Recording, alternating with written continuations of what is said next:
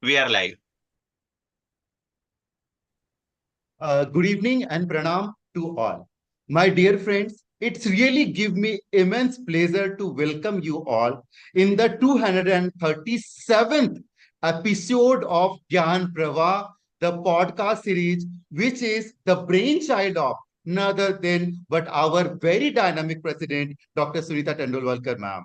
When we started this program, and now we are almost reaching 250 each day, every day, we are here with some great faculty, with some new topic. So all thanks go to our Sunita Tandulwadkar, madam. Again, ma'am doesn't need any introduction. Ma'am is very dynamic president of the Fogsi. Ma'am is the past president of IAG. Ma'am is the president-elect of ISAR. And what I always want to mention, ma'am is credited with the first stem cell baby of India and first in the world at the age of 35 year of age. So thank you so much, ma'am, for being always with us, for being always a guiding for us, and the amount of work, ma'am, and you are doing and you inspired us to do, whether it's a project Sampurna, Gyan Pravah, Gyan Deepika, and what not. And this whole episode will ma'am, cover just naming those program, ma'am. So thank you so much, ma'am, for always being there. Over to you, ma'am, for your kind blessings. Thank you, Apurva. Thank you for your kind words. And first of all, Dr. Rao, welcome on the Foxy platform. It's our honor, and we are so grateful that you took out the time to be with us for 1 hour. Dr. Rao, this is our daily evening 8 p.m. Like a religious way we do this podcast. I have 30 committee chairperson and all are so dynamic.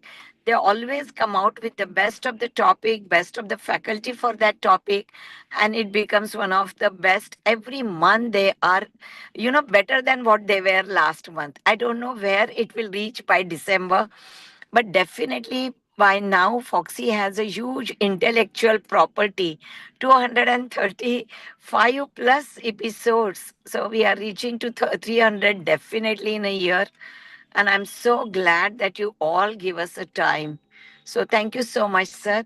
And I'm sure Apurva's and your dialogue will be worth listening.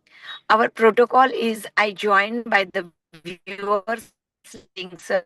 I join today only for 2 weeks every day at 8 p.m. just to show my respect to you, just to show that Foxy cares. Their president, their chairpersons, their faculty, whoever is giving a value addition to Foxy. Thank you so much, sir. Thank you for being here. Thank you so much. And Rao sir, whether it's a thunder, whether it's a anything, ma'am, anywhere, whether it's a London, whether it's a Australia, whether it's a Paraguay, every day, unless and until ma'am is on the dais and giving some lecture and topic, ma'am is always there. So hats off to your dedication, ma'am. And we always say, अगर आपका 10% भी हमें मिल जाए, ma'am, हम लोग की किस्मत बन जाएगी.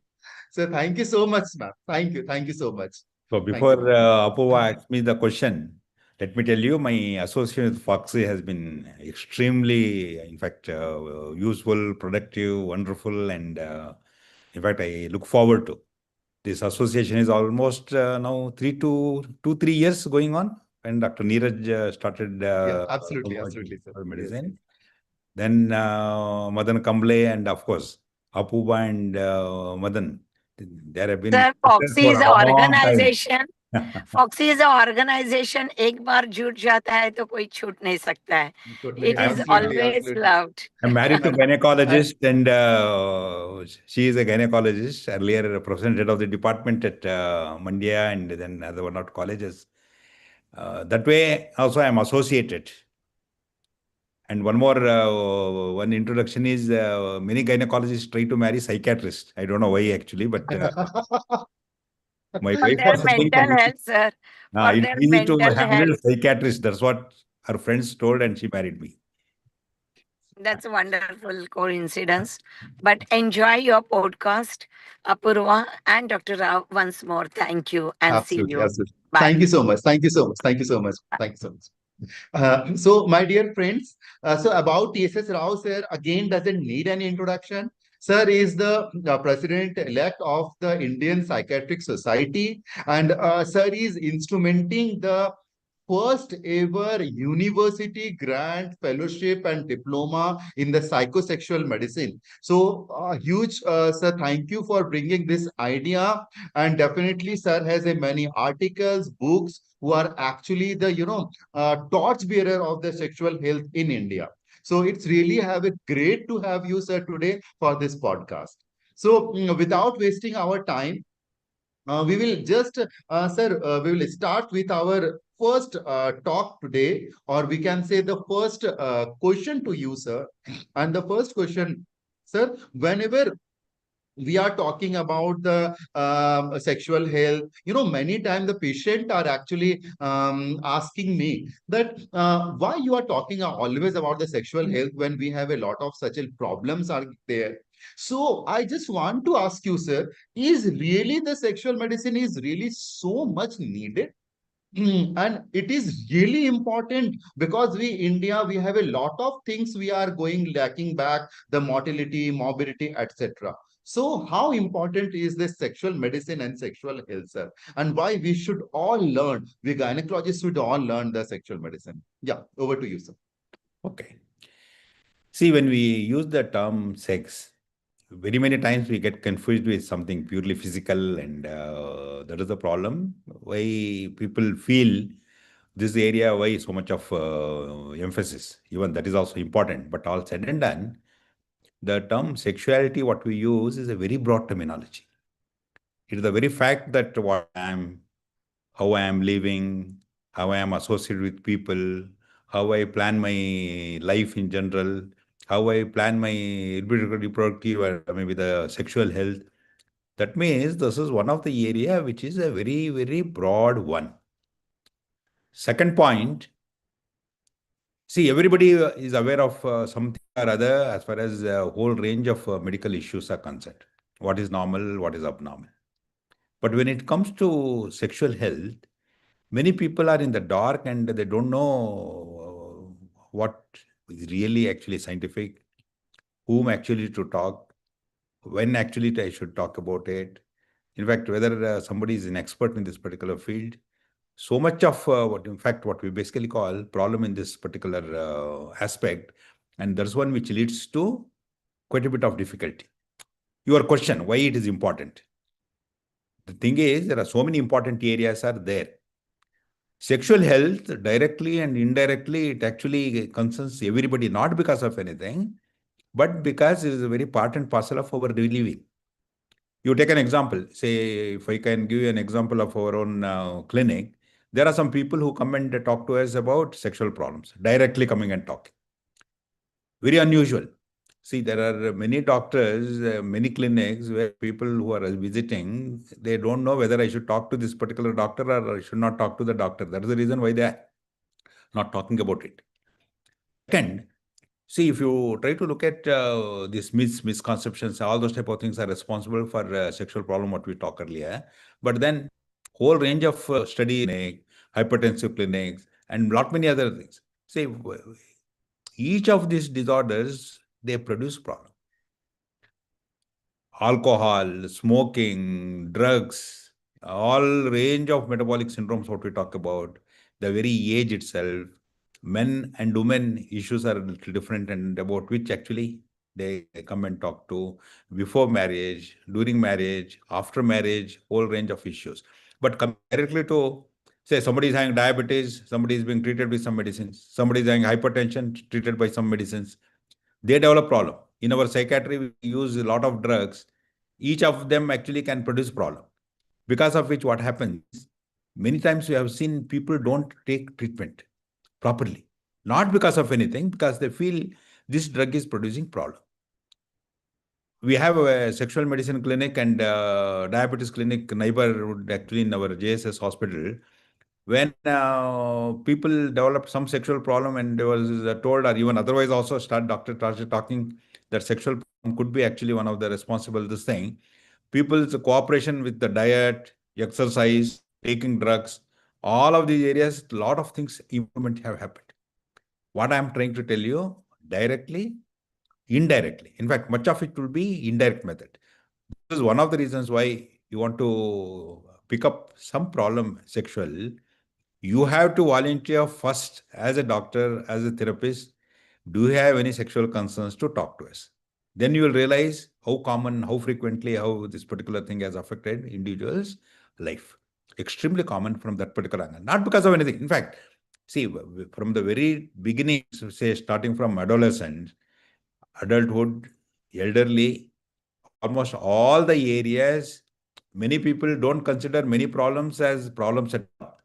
Sexual problem, even a minor one, they consider as something extraordinary problem, and it creates actually difficulties for them, and they want help, solution. Unfortunately, this type of initiative, say maybe from Fogsi and as you mentioned, our JSS University, we have started training, and almost around 200 people have come out of this particular program.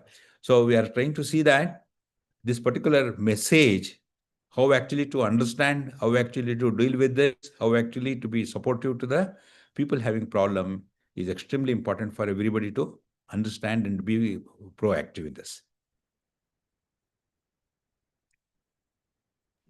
Sir, what you have told, absolutely correct, that it is really, really very, very important. And it's not only, it's about the quality of life.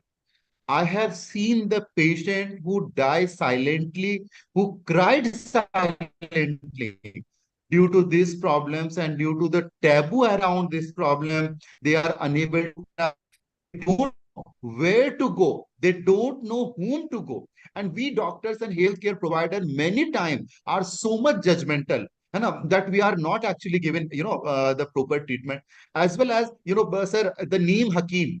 Everywhere, there is the ads are there, the quacks are there who are actually, providing the wrong treatment, and they make their life really very miserable. So this is really a very, very important about the sexual health.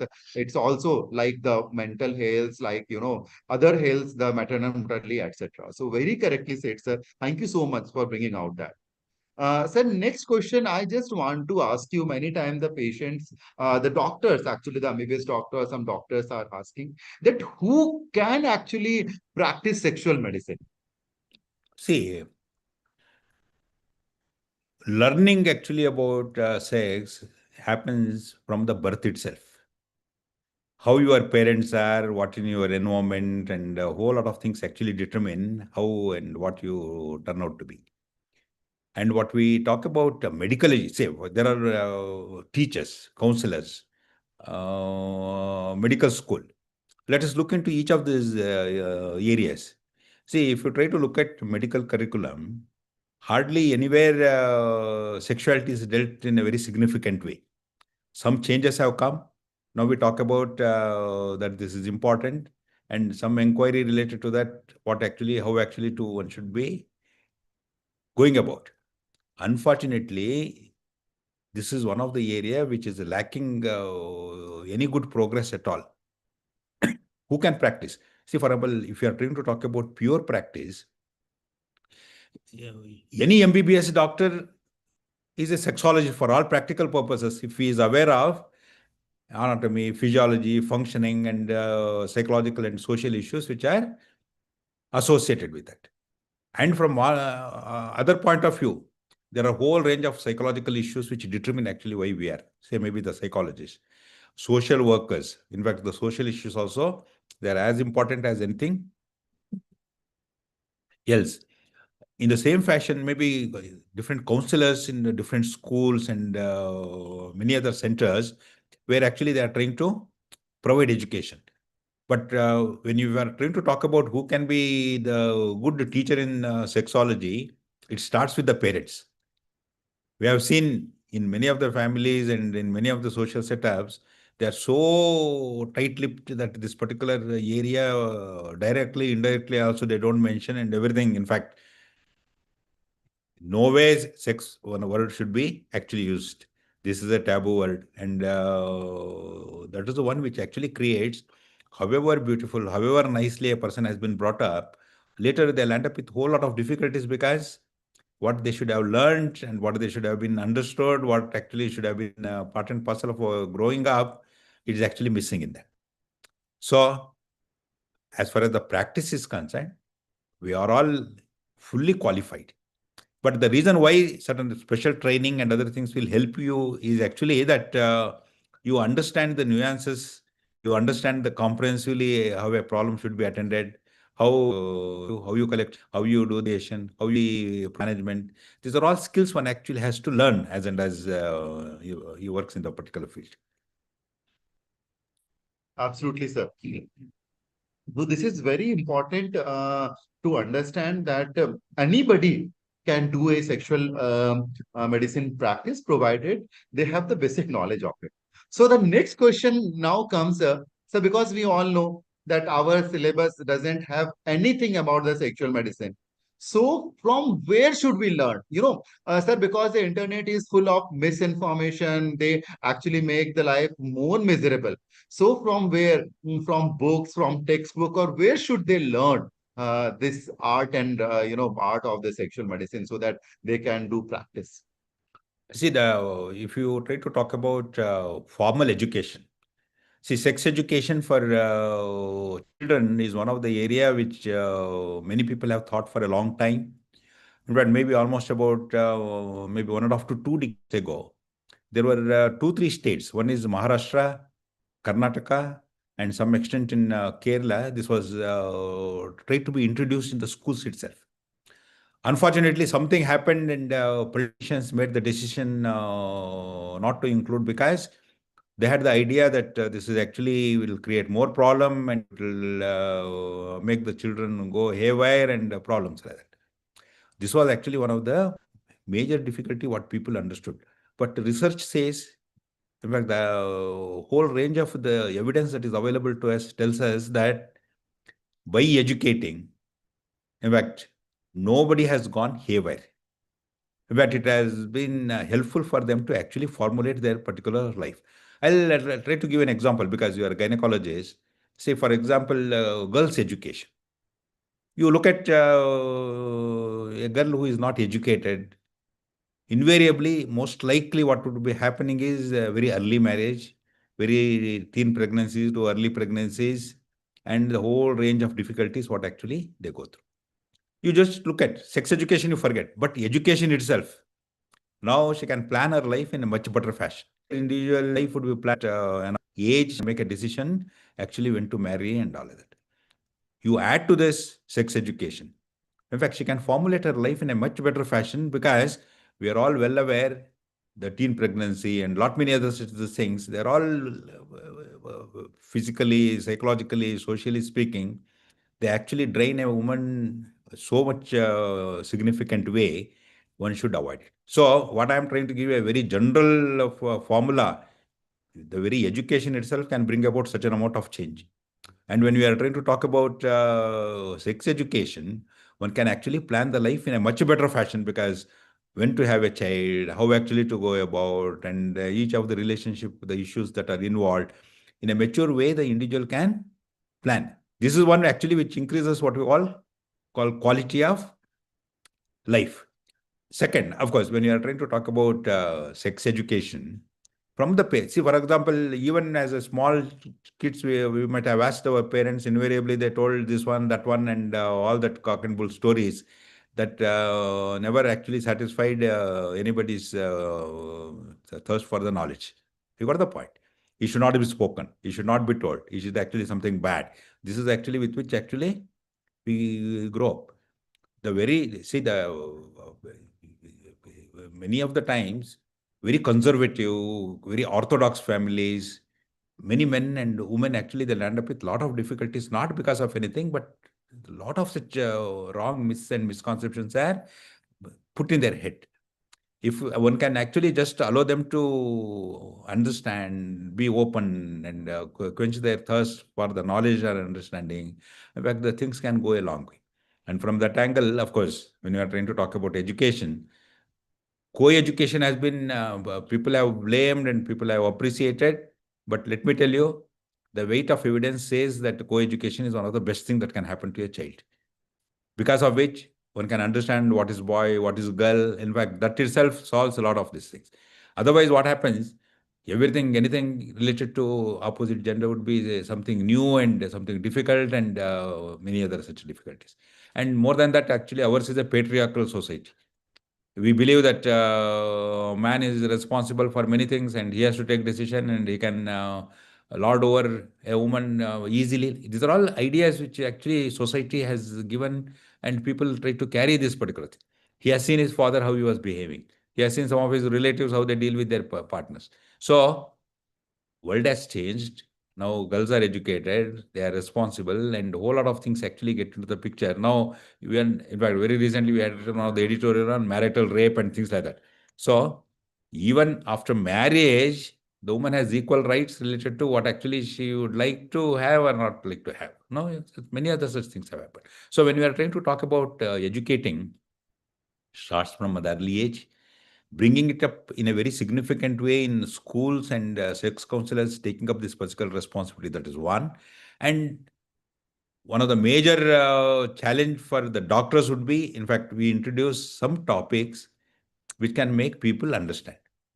Let me tell you one of my early experience. First MBBS, we were having one teacher, Professor Emeritus from Chennai. In fact, I can quote the name also with difficulty. He was told that tomorrow I am taking a class on sex education. I still remember not running away, running and holding the first bench, first place to listen to what he says. Before he started the class, he welcomed us all, and then he told girls, "This is not for you. You can go out."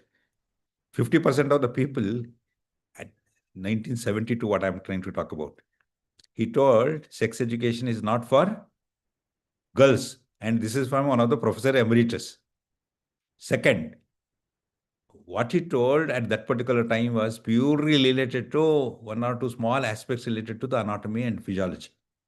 But when we are trying to talk about sexuality, much more and a lot more curiosities, myths and misconceptions what we carry, there was no answer at all of that. It was assumed that one should not talk about. It is something natural. It will come. And as a psychiatrist or maybe with a psychological background, let me tell you, in case of animals, something natural can happen because there is something called as estrous cycle. This female animal is ready, male animal understands certain issues. But there itself, it is almost just 50-50. The other 50 is actually learning. What it means is what father is doing, mother is doing, sister is doing, brother is doing. In fact, every animal, a dog or monkey, in fact, it is knowing and it is getting learned. In case of human beings, it is 95% learning. 5% only what we call instinctual. So when we are trying to talk about sex education, it all, see, for example, somebody may talk, sir, this is instinct. What actually one need to do? See, instinct is, I feel thirsty is instinct. Whether I drink water, I drink Coca-Cola, or I drink in a cup, or I can drink in a bottle, or I drink sitting down, I drink standing. Each one of these things are learned behaviors. We have seen how actually one should go about, and that's the way it is being done. So, learning, learning, learning. A rightful learning makes one's life better. A wrongful learning will create much more complications and more difficulties in many aspects of the life. Absolutely, sir, correct. And medicine, we all know it's a learning. There is a no end of learning, and nobody can say ki I acquired all the knowledges. It's a ever changing, and definitely, the learning is the main thing in everywhere, and similarly in this particular topic. So first, now we know who can, do the sexual medicine practice, where to learn, we know. So the third question which I want to ask you, sir, uh, how to start a sexual medicine practice? Is there any special lab is required or some clinic is required or whatever? Wherever, sir, you are a teacher being thousands and thousands person, I think across the India and outside the India who is doing great in sexual medicine. So according to you, how to start it? Yeah. Sexual medicine practice is one of the what we basically call no investment practices. What I need is a table. Even table is not necessary according to some. One chair for me to sit, maybe two chairs for patient or partner to sit. This is all actually necessary. Any chamber could be one of the best this thing for starting sexual medicine practice. Okay. Second, see, we did one study on about 200 plus patients from the hospital, around 200 plus patients from the clinic. And when we analyzed what actually they had told and what was actually happening, see, almost 50% of the patients what we had encountered in the clinic and in the hospital, they were all related to various myths and misconceptions people have. What it means is some doubt, some concern about which actually they'll come and talk to you. And another 50% who had some specific problem to talk about, 80% of them had myths and misconceptions as the basis. Now you understood.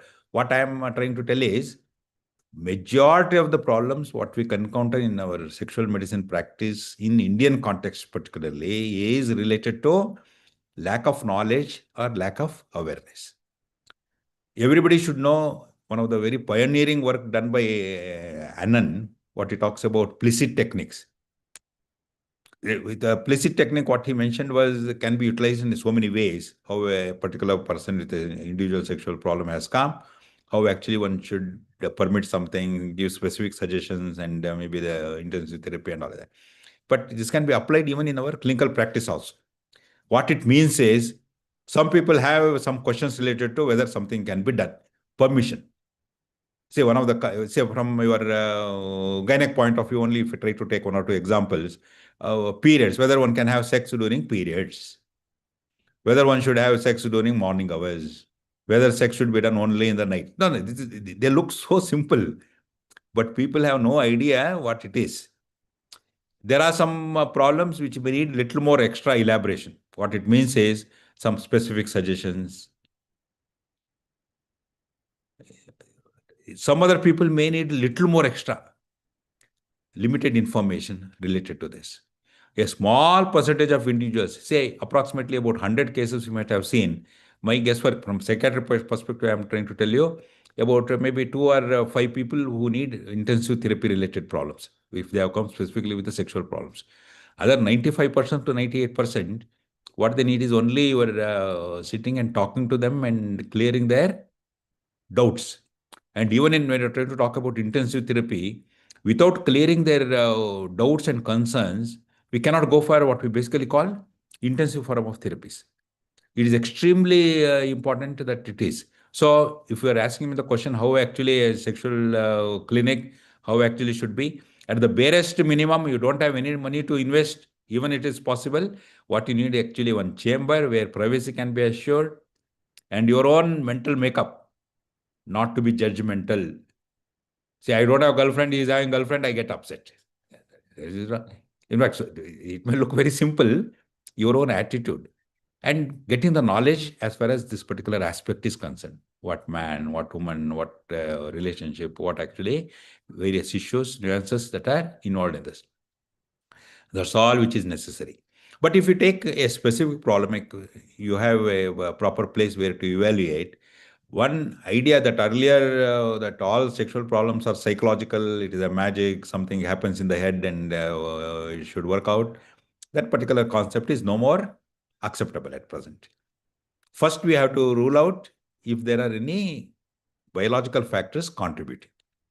One of the most important thing when you are trying to talk about evaluation, when you are trying to talk about maybe auscultating is hard and recording the blood pressure and some of those basic common tests would be many of the times sufficient to say that whether there is something problem too. Then when you come to evaluation, 95% of the people, some common usual tests what we do are more than sufficient. Maybe something like CBC, a diabetic profile, a liver profile, maybe the kidney renal profile, triglycerides and their assessment, and thyroid function, particularly when you are trying to talk about females, that particular issue, and the STA issue, maybe related to the HIV or any other this thing possible. These are the only few things which are actually necessary to be actually done. Only in a small percentage of individuals where we have a very sophisticated tests like say starting from Regiscan, what we as psychiatrists are comfortable to, from gynecological practice. And it all depends on If you are planning something major surgery or intervention, all these things are not necessary. Sometimes hormonal assess. Many people ask us, are you going to do hormonal assess to everybody? No. But you take an example, he's somewhere around 40, 45-year-old man. He's having diabetes. Diabetes is one of the, what we call, one common point what I can say is, anybody is having diabetes, at the end of 5 years, even if it is moderate, 50% of them develop one or other sexual issues. If diabetes is controlled properly, that means whatever tests you have to do, whatever procedures you have to carry out is actually to control diabetes. You do that, the sexual problem will be all right. Still he has developed. Now it may be the hormone questions. Say something like, see, the basic few, only about 5 or 6 hormones are which are necessary to be kept in mind. Something like thyroid, testosterone. Many times, in fact, calculated free testosterone may be sufficient, but in a small individuals, maybe it may be necessary. Maybe prolactin, FSH and LH. And see, how many things?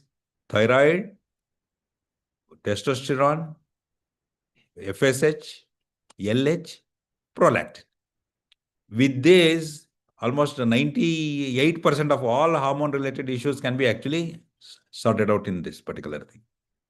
So, it all depends on what type of problem, where you are. And for this, there are plenty of laboratories available. In fact, you don't have to make investment for making hormonal assays and this, that, and all that. There are plenty of laboratories available. A good quality laboratory is one actually which is necessary. And maybe infertility and such related issues, maybe the semen analysis and things like that. Maybe from gynecological point of view, of course, I will not get into that particular area. There may be few investments which may be necessary for doing this.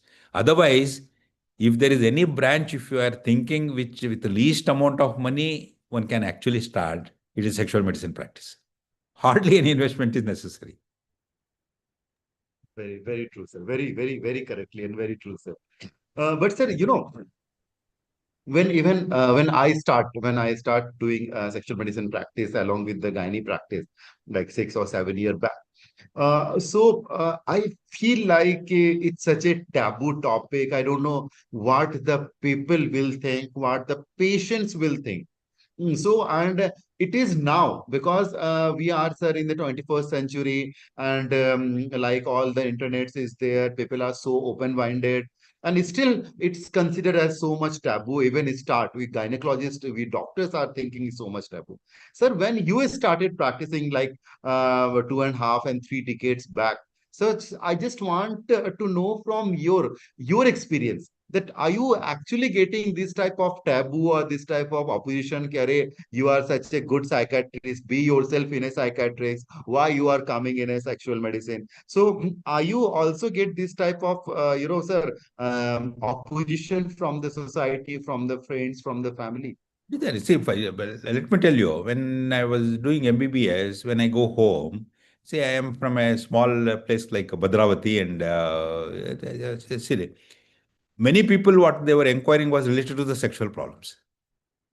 See, the thing is, somehow this particular fellow from our village has gone to study MBBS and he has come back, and some of the common concerns were related to these things. Only thing is, if you, in fact, let me tell you, there is one another way of looking at the problem, how actually people will comment at it. If you are in one of the clinic, maybe specialty clinic, about 5% or 10% of the people will come and talk about something sexual related issues. See, many of the times you are in a hurry. I used to tell, in fact, when my wife gynecological practice, there's one patient on the table and the 2 or 3 relatives and other 1 or 2, 3 patients are already sitting inside the chamber, and now things have changed. But the point is, one of the first important thing what you have to establish actually provide privacy. You are there and the patient is there and they are talking, he's talking. They'll come out with sexual issues. Then don't talk about sexual issues when so many other people are sitting. It is very simple. That confidentiality, privacy, and a little concern, and asking only one question. Do you have any sexual concerns to talk about? starting from 5 to 10%, this increases by about 50%. That means many people would like to talk to you. In fact, there is a Mayo scale is there. In fact, what I remember suddenly, let me tell you, one is actually, do you have any sexual concerns to talk about? That means you are breaking the ice. You are bringing them actually to the idea. Then the next question is actually related to what is that actually you would like to talk to me. You have any relationship issues, problems with man and woman. And the last question in that, in the last 6 months, do you have any sexual problems to discuss? That means the current problem. It may be something 10 years old or 5 years old. It can come back to. See, in your gynec practice, let me tell you, many of the times, many people will come and tell you about multiple somatic complaints, aches, pains. Repeatedly, they want tests. Repeatedly, they were asking something. They have spoken to you, but they are hesitating to go out because something at the last other question, small clarification, what they want to ask. No, you got the point. This is, in fact, we call it the door handle method. You are still hesitant to go out. You want to ask something more. They are all something sexual concerns about which they are actually trying to talk to you. So the basic problem, what we should understand is actually people are so much eager to know because they don't know, because the doctors have no time, because the doctors are not providing privacy, because the doctors are not achieving confidentiality, people go to somewhere else. It is almost like, say, abortions. If you provide proper setting, this thing and all, like a healthy, proper way of getting it done is totally different from something has to be hidden, something cannot be spoken, and a whole lot of rules and regulations you try to bring in. That's what actually creates a whole lot of difficulty. So the important message what I am trying to convey to all practicing gynecologists or maybe the doctors in general, that we have to be proactive. Ask a question. And once they know that you are the person who is a little more concerned about this particular area, you are open for discussion, you are willing to provide answers to them. In fact, things actually change. In fact, they will come forward and they talk. Many doctors have spoken. See, one of the important thing what we have found there is, Rao, this is all private matters. See, this particular doctor won't say it is private if he is asking about whether he passed urine or stools. But he feels it is private because he is asking about sexual issues. No, you got the point? Many people are concerned, sir, people may mistake us. They will definitely mistake you if you make it into an habit to seduce or you want to do something, and no, that is where the problem comes. You are giving them an opportunity to talk to and solve. And as a medical person, you have well aware of actually boundary issues which are involved. In fact, people will not. In fact, we are practicing it not 3 decades. You told no, it may be about now almost comes around 4 decades plus. In our, I joined the CMC Vellore. In fact, I was at NIMAS. In fact, in mental hospitals, somehow this is one of the area which gets totally neglected. When I was doing in CMC Vellore, it is a general hospital. Any general hospital for that matter, it actually works in that particular fashion. So, lot of cases used to come, particularly as a psychiatrist, we believe there are some theories which explain that every problem, man and woman, no, there is some sexual component actually there. From there, it actually problem starts. There are theories. That is another different, if you ask me later question, I'll try to answer that way. So people used to come. And when we started showing a little bit response, I was very lucky because Dr. K. Kuruvil, I am really grateful for him mainly because he was Ulpe, in fact, who is considered as father of behavioral sciences, his student. These are all the concerns, how to go about. In fact, there we used to have every week, we have to present what actually we have done with this particular case, what is the right, what is wrong, how actually to proceed. This is one of the major foundations what he laid, which actually helped us actually to grow in a very big way. When you are trying to talk about another one, I have to remember Dr. Ajit Avasthi and others from PGI Chandigarh. They had developed one questionnaire, how to go about. There are about almost about, I think, 16 pages. I may be wrong. That means how actually to collect. These are all our basic questionnaires at what we started about 40 years ago story, what I'm trying to tell you. And then we realized people have problems and maybe just talking about it. And try to look at now the practice. There was a time maybe about even 2 decades ago, something like one-third sexual medicine cases, but two-third, in fact, fourth, one-fourth sexual medicine, but three-fourth other cases. Now, then it became 50-50. Now, what has happened is actually almost 70, 80, 90% of the cases I'm seeing sexual medicine, but other things have come down significantly. What it only says is now people recognize I am dealing with this type of problems. What every gynecologist, every doctor, what has to do is actually just ask the question, provide privacy, be confident, and in fact, things will work out. Some doctors, there is another one question what they have told is, sir, if by chance they'll ask some questions I may not have answered. MBBS training will provide you enough answers for many of the questions what they are going to ask. Maybe a little bit of interest and concern you have read in this particular area, this is more than sufficient for you. So be bold, and then you realize, see, these are all learning. Many of the times patient must have come at a particular time, I didn't have to answer. You don't have to have answer for every problem. Go back, study, look into what actually, in fact, that makes a lot of difference. Absolutely. And sir, I think seeing the lectures of the seniors like you and definitely attending the conferences where those who are giant in that field, they are coming and giving the lectures. And it's really had a lot of things and it's really helped us to boost our practice. So this is really important.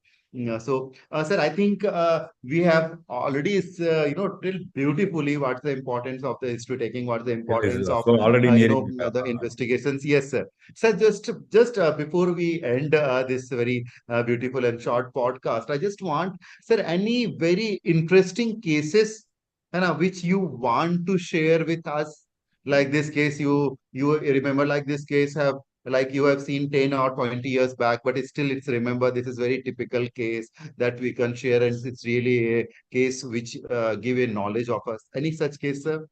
The point what you mentioned sometime back, why it is history taking important in sexual medicine. Why two chairs and the one chair for you, three chairs totally, and one table sufficient. When I was trying to tell you, I remember this is almost about 40 years old story. One fellow came and told, I'm having erectile dysfunction. Okay, went into a little more details. What we came to know, he has married almost about 4 years ago, a distant cousin's daughter. She is educated somewhere around pre-university and all of that. This particular fellow is also almost around that particular thing. Since the time of marriage, it is unconsummated, and she doesn't allow this particular fellow to touch her also. She will create a whole lot of the fuss and a whole lot of anxiety related to the sex itself, what she had. Maybe something like you may talk about vaginismus and all that, but it is not overall general anxiety. Now we call that particular thing as something like sexual aversion disorder, which is now recent classification has removed it from sexuality and it has put in somewhere there. History, yeah, let's spend little time, what is actually this particular case. He went and told mother-in-law, I want to marry somebody because she is not allowing. Mother-in-law supposed to have told him, come tomorrow by 1 o'clock, everything would be sorted out. He says it was in that particular place, a big house with a lot of pillars and all of that. It is I think quite rich people actually there. They had put one cot in the hall. There were about 5 or 6 ladies. This girl was running helter-skelter. Ultimately, they catch hold of her and brought her to the cot. Mother-in-law holding one arm, another lady holding another arm, and one lady pinning her head, and one lady pressing her abdomen, and one lady holding her leg, and another lady holding another leg. They told him, now you perform. He says he removed the pant. He couldn't get the erection. So mother-in-law's comment was, you are not a man, why you are making fuss? So he comes running to the doctor telling that, sir, I am having erectile dysfunction. Now you understood why history is important. We need to definitely spend some time to understand what they tell superficially. Say, for example, we did one study on 100 consecutive cases in medical OPD, 100 consecutive cases in gynec OPD, and particularly the gynec study, let me tell you, almost around 60% reported they are very happy with life. Another about 34% don't know, but no problems. A small percentage only the difficult. But when we went into little more into the detail, why so many people are happy with life is actually something doesn't fit in well with what we understand. Everybody is having some problem or other, but only thing is, this is what actually people have been told. You should not tell your personal problems to somebody. You got the point. What is acceptable to the society? That's what they were. In fact, this question is sometimes what can happen is what they are answering, whether it is the real they are answering, or it is actually to satisfy somebody, or in fact, it will come, somebody will come to know means will be put into trouble. This is the way it runs. So the most important message is first be friendly and be comfortable to the patient. Second, be open-minded. Don't be judgmental. That's one of the very important word what you had mentioned. And don't be narrow-minded in the sense that you have some ideas, you should work in that particular fashion. Everything else is normal, abnormal, and all that type of a thing. And more than anything else, you are able to assure privacy and confidentiality. People will come forward and talk to you. There may be difficulty in dealing with one case or two cases. Maybe after about 10 cases, you are an expert. That in fact, patients themselves can teach you what maybe a little bit of knowledge what you have, maybe a bit of a review and other related things can actually bring about remarkable changes. A little bit of knowledge, education, interest. So there are now plenty of. See, a time was there when hardly anything worthwhile reading material was available. Let me tell you, I have a library of around 13,000 plus books, of which around 5,000 books are sexual medicine books. I had this habit of collecting a lot of material and all that. But now, internet and lot many things. In fact, one need not have to go that internet, YouTube and all, they're actually wrong. But the idea is to whom what education should be given, what is necessary to be told, and how it should be told. That's where the nuances, in fact, your expertise come into the picture. Absolutely fine. Now things have changed. World has moved forward. Now it is a digital world.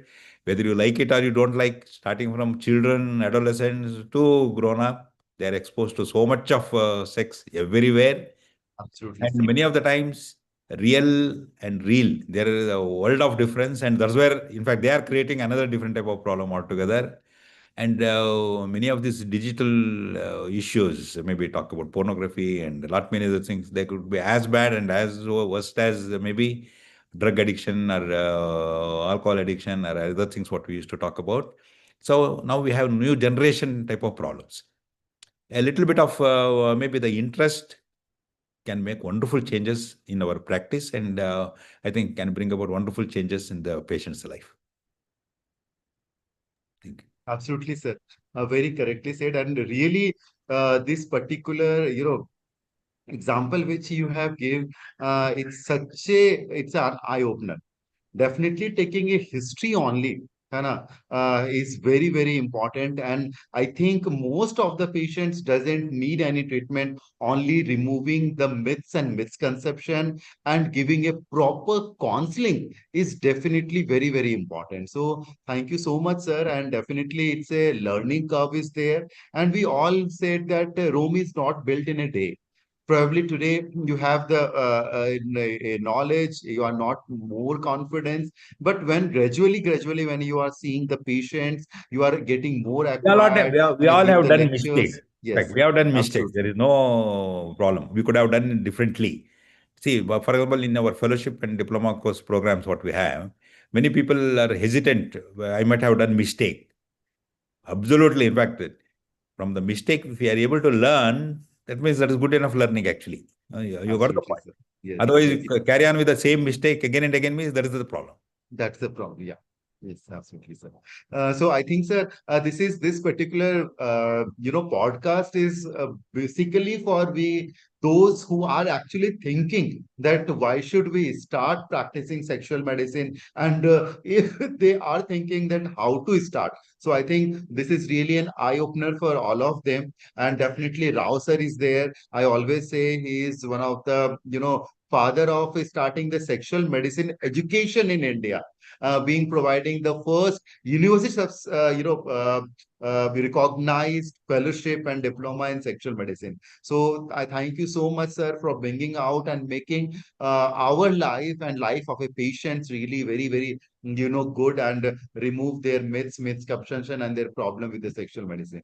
So thank you so much, sir, and thank you for always being there. And in the future also, I will definitely going to disturb you, and we will get some very interesting and new topic for the podcast. So thank you so much, sir, for always being there. And at the outset, I would like to thank none other than but our very dynamic Dr. Sunita Tandulwadkar, madam, for always being encouraging us, for always being an inspiration for us, and for always being there, even her busy schedule. Even today also, ma'am was in some very important meeting, but still she managed to join and she is there. So thank you so much, sir, for always being there. Thank you so much, ma'am, for always being there. Thank you Thank you so so much, much. sir. Good Thank you. night. In fact, I Foxy really people. enjoyed talking to you all. Absolutely. Thank you so much.